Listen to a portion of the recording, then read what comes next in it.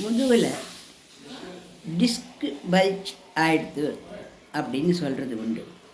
அது என்ன ஆகுது அப்படின்னா, உண்மையில் நம்ம முதுகு எலும்புக்கு இடப்பட்ட பகுதியில் மெத்த மாதிரி ஒரு இடம் இருக்கும்.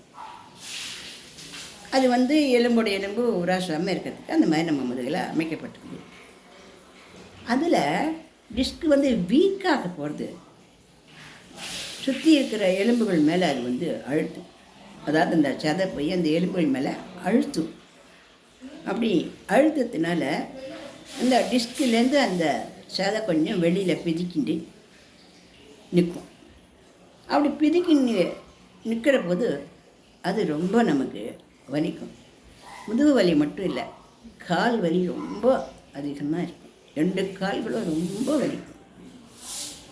ஆனால் இதுக்கு கஷாயம் அது மூலம் நம்ம சரி பண்ண முடியும். மேலே போகிறதுக்கு என்ன போடலாம் அப்படின்னாக்கா, கருப்பு உளுந்து அதை நல்லா பொடி பண்ணிக்கணும். 1 ஸ்பூன் மஞ்சள் பொடி, 2 ஸ்பூன் நல்லெண்ணெய், முட்டையோட வெள்ளைக்கரு கிடச்சிதுன்னா அதை வாங்கிக்கலாம். அதையும் சேர்த்து முதுகில் நல்லா தடவி, பத்து போடுற மாதிரி நல்லா தடவிட்டு அது நல்லா உலரணும். உலர்ந்ததும் நல்லா கை பொறுக்க வெந்நீர் வச்சு நல்லா முதுகில் கொட்டி நல்லா குளிச்சுட்டு நல்லா மொத்தணும் முதுகை தொடச்சிக்கணும்.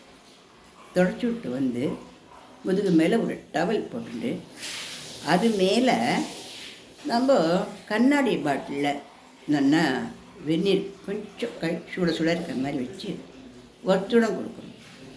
இந்த மாதிரி தொடர்ந்து பண்ணிட்டு வந்தோம்னாக்க அந்த வலிகள் நமக்கு கொஞ்சம் நல்லா குறையும். அது தவிர கஷாயங்கள் இருக்குது, மூலிகை கஷாயங்கள் இருக்குது, அதை வாங்கி சாப்பிடலாம். இதுக்கு ஆப்ரேஷன் பண்ணலான்னு சொல்லுவாள். இருந்தாலும் ஆப்ரேஷன் பண்ணால் திருப்பி இது இந்த நிலைமை வரும்போது திருப்பி அது எலும்பு வீக்காக போது மறுபடியும் அந்த பிரச்சனைகள் நமக்கு தலை தூக்கிண்டே இருக்கும். இதுக்கு ஆயுர்வேத மருந்துகள், மூலிகை மருந்துகள் ரொம்ப பலன் கொடுக்கும். நம்ம கை வைத்தியமாக இந்த உளுந்து, மஞ்சப்பொடி, நல்லெண்ணெய், முட்டையோட வெள்ளைக்கரு இதெல்லாம் போட்டு நல்லா குழச்சி முதுகில் பூசி இந்த மாதிரி பண்ணிட்டு வந்தோம்னா அந்த எலும்பு கொஞ்சம் ஸ்ட்ரென்த் ஆகும். அப்போ அது பிதிக்கிட்டு அந்த மாதிரிக்க வலிகள்லாம் வராது, நல்லா குறையும். இதை ட்ரை பண்ணி பார்க்கலாமா?